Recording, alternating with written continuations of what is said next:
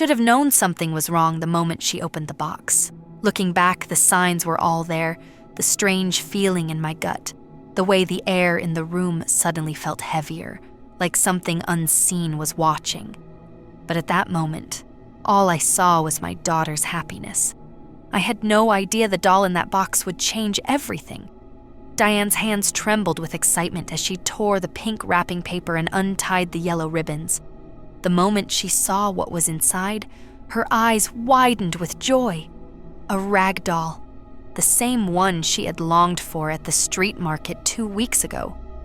Back then, the doll had looked old and forgotten, sitting on a dusty shelf with a torn arm and worn-out clothes. Diane had felt drawn to it. Such a beautiful doll shouldn't have been left alone like that. But she hadn't asked her mother to buy it. Money was tight after her mother's surgery, and she was still trying to stay out of trouble after causing mischief at school. Her mother, Vivian, loved restoring old things, especially antiques. Diane often watched in amazement as her mother worked on old furniture, bringing them back to life. Just 2 weeks ago, they had gone to the market together, where her mother had found a beautiful Victorian-style bedside table. Diane had been fascinated by the careful way her mother restored it. Now, staring at the doll in her hands, Diane felt her heart swell with happiness. She ran up to her mother and hugged her tightly. "She's beautiful," Diane said, pressing her cheek against her mother's side. "How did you know?" Vivian smiled, brushing a strand of Diane's hair behind her ear. "A mother always knows. Happy birthday, sweetheart." Diane looked at the doll again. It had red wool hair, shiny black bead eyes, and a tiny red felt triangle for a nose. The torn arm had been carefully stitched up, her mother's handiwork. The doll wore white silk pajamas and red and white striped socks. It looked perfect. "I'm going to call you Diane, just like me," the girl declared. For a brief second, she thought the doll's stitched smile stretched a little wider. Maybe it was just her imagination. "You seem happy now," Diane whispered.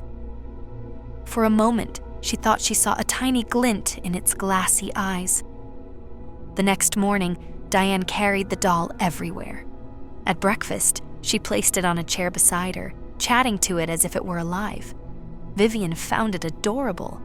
She was relieved that her daughter had something to keep her company while she worked on her antique restorations. Later that night, while Vivian was fixing an old Victorian mirror, a loud crash from the kitchen startled her. She rushed in to find a broken plate on the floor and Diane's doll lying nearby. "Diane?" Vivian called out.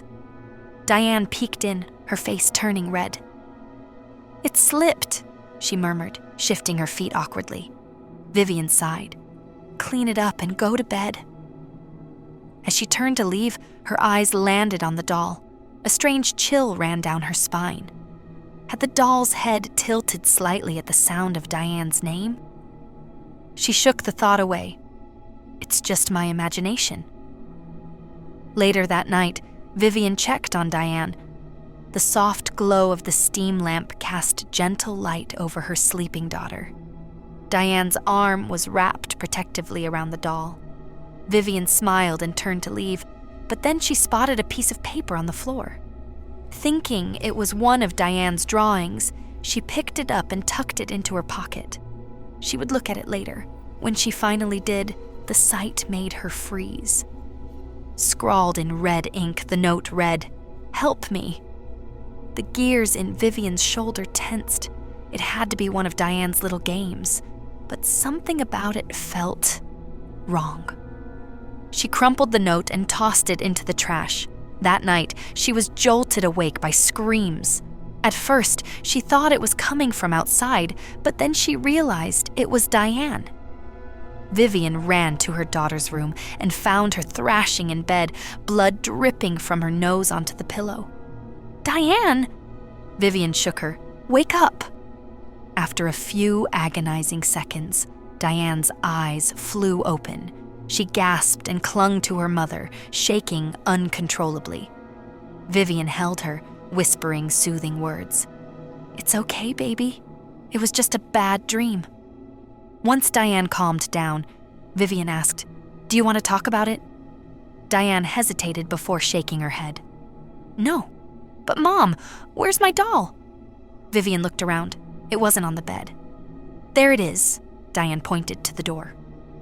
Vivian's breath caught. The doll was sitting against the doorframe. But it had been on the bed when she walked in.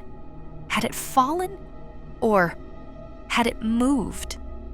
Vivian picked it up and handed it to Diane. The doll's white pajamas were spotless, no trace of the blood that had soaked the pillow. That's odd. Dismissing her unease, she tucked Diane back in. The next morning, as she prepared breakfast, she heard a small voice call, "Mom!" She turned around, but the kitchen was empty. Then she saw it. The doll was sitting at the table. But Diane wasn't there. Vivian's hands trembled. "Diane?" Just then, her daughter ran into the kitchen. "Oh, you found her!" She hugged the doll tightly. Vivian's unease grew. "Didn't you put her on the chair earlier?" Diane shook her head. "Number I was looking for her when you called me." Vivian forced a smile, but her heart pounded. Something was wrong. Then she noticed Diane's clothes. Her daughter, who always wore pants and sweaters, was dressed in an old-fashioned lace dress with puffy sleeves. Her hair was tied in 2 neat braids. "What's with the new look?" Vivian asked, trying to keep her voice light. "Diane said I look pretty in this," Diane said, pointing to the doll. Vivian's body stiffened. "Don't I look pretty, Mommy?" 2 voices spoke. One was Diane's, the other wasn't. The gears in Vivian's shoulder groaned as a sharp pain shot through her. The doll had moved again. Its head tilted slightly as if watching her. Vivian gasped as a wave of dizziness hit her. She stumbled back, gripping the counter for support. Blood trickled down her arm from where the metal in her shoulder had torn through her skin. "Mommy, what's wrong?" Diane rushed to her side. Vivian barely heard her daughter's voice. Her eyes were locked onto the doll. It was grinning. Its black bead eyes glowed red. "You know who I am?" a voice whispered in her head. "No," Vivian whispered. "She's mine now," the voice taunted. Vivian's hands shook as she tried to steady herself. The doll's small cotton hands stretched toward her. "Mine!"